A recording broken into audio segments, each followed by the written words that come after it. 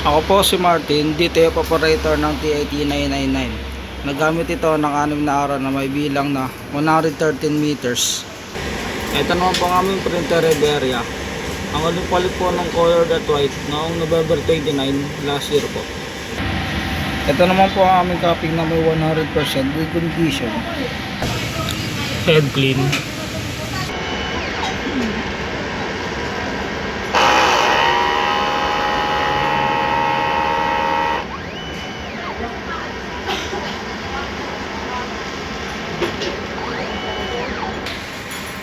Punasan ng wiper after mag-clean. Nozzle check.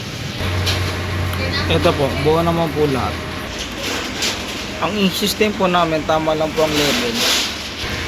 Ito naman po ang aming waste stock na linis lang po nung Sabado. Ito naman po ang aming ABR. Ito naman po ang aming stocks. Stock rin po ng Anyos ink. Detail at powder. Ito naman po yung weekly physical inventory report. Updated. Consumables withdrawal. Updated din po. Daily output record. Updated monthly checklist. Yun lang. Salamat po.